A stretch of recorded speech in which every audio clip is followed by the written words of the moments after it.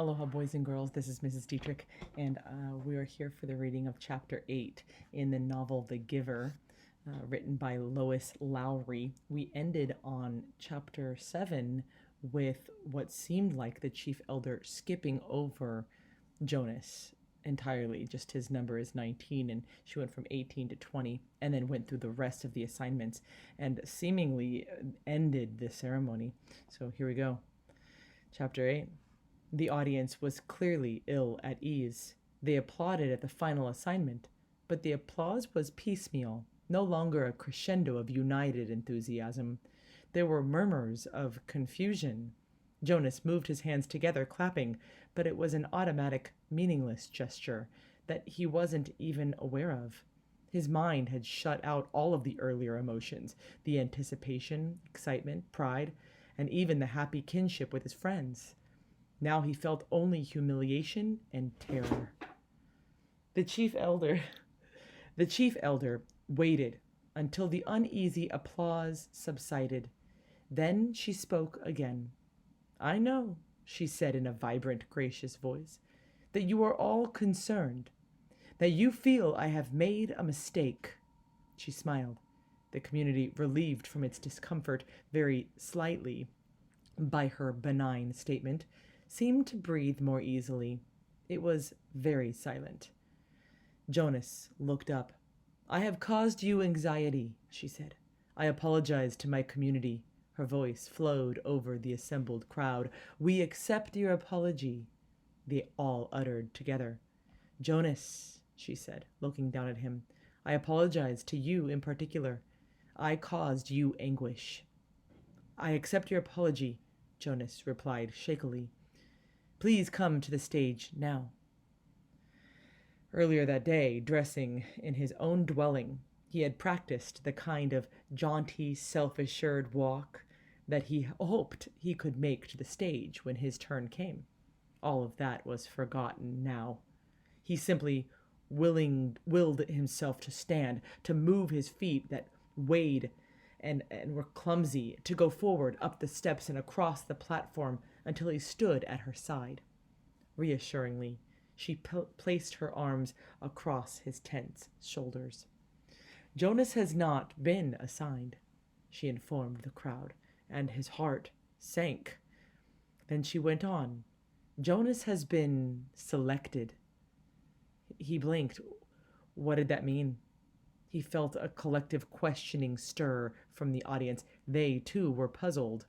In a firm, commanding voice, she announced, "Jonas has been selected to be our next receiver of memory."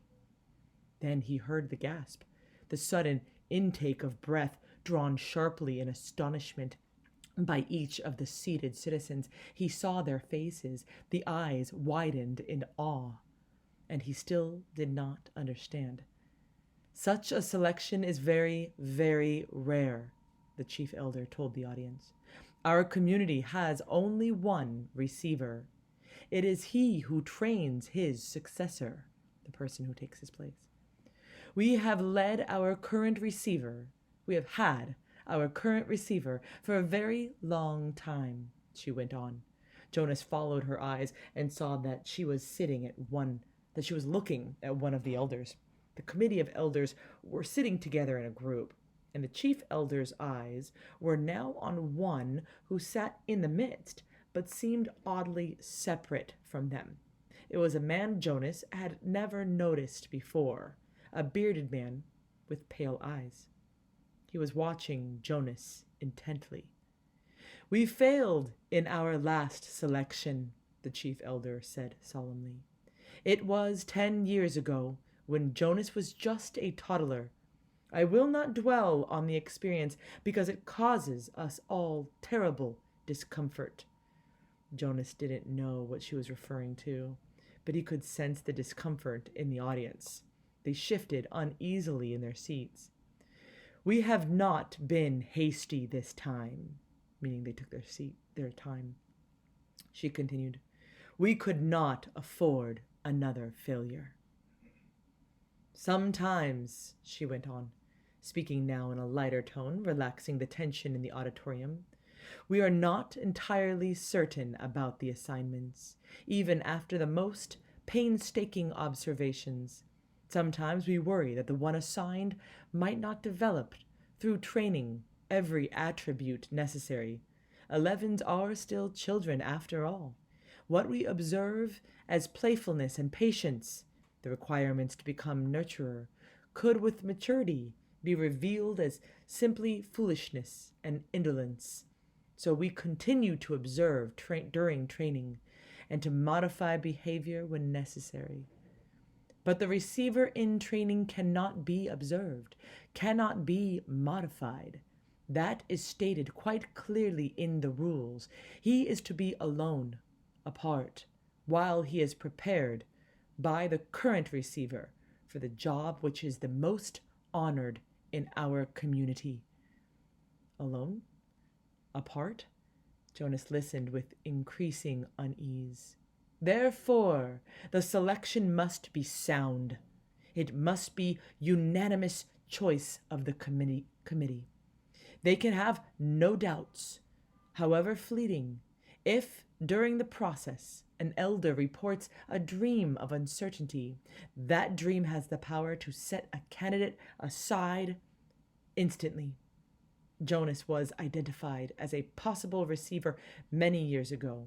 We have observed him meticulously. There were no dreams of uncertainty. He has shown all of the qualities that a receiver must have.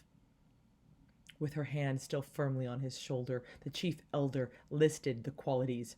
Intelligence, she said. We are all aware that Jonas has been a top student throughout his school days. Integrity, she said next. Jonas has, like all of us, committed minor transgressions. She smiled at him. We expect that. We hoped also that he would present himself promptly for chastisement, and he has always done so. Courage, she went on. Only one of us here today has ever undergone the rigorous training required of a receiver. He, of course, is the most important member of the committee, the current receiver. It was he who reminded us again and again of the courage required. Jonas, she said, turning to him but speaking in a voice that the entire community could hear, the training required of you involves pain, physical pain.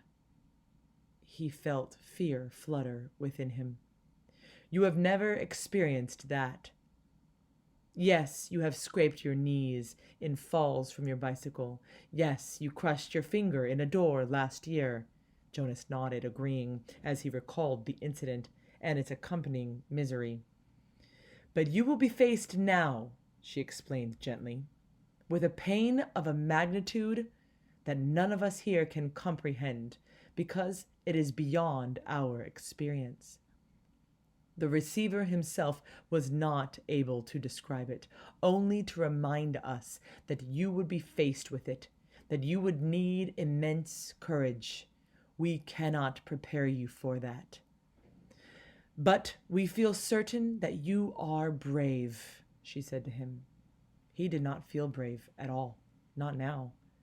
The fourth essential attribute, the chief elder said, is wisdom. Jonas has not yet acquired that. The acquisition of wisdom will come through his training. We are convinced that Jonas has the ability to acquire wisdom. That is what we looked for. Finally, the receiver must have one more quality, and it is one which I can only name but not describe. I do not understand it. You, members of the community, will not understand it either. Perhaps Jonas will, because the current receiver has told us that Jonas already has this quality. He calls it the capacity to see beyond. The chief elder looked at Jonas with a question in her eyes. The audience watched him too. They were silent. For a moment he froze, consumed with despair. He didn't have it. The whatever she had said, he didn't know what it was. Now was the moment when he would have to confess, to say, "No, I don't. I can't," and throw himself on their mercy, ask their forgiveness, to explain that he had been wrongly chosen, that he was not the right one at all. But when he looked out across the crowd, the sea of faces, the thing happened again. The thing that happened with the apple. They changed. He blinked, and it was gone.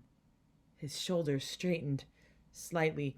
Briefly, he felt a tiny sliver of sureness for the first time. She was still watching him. They all were. "I think it's true," he told the chief elder and the community. "I don't understand it yet. I don't know what it is. But sometimes I see something, and maybe it's beyond."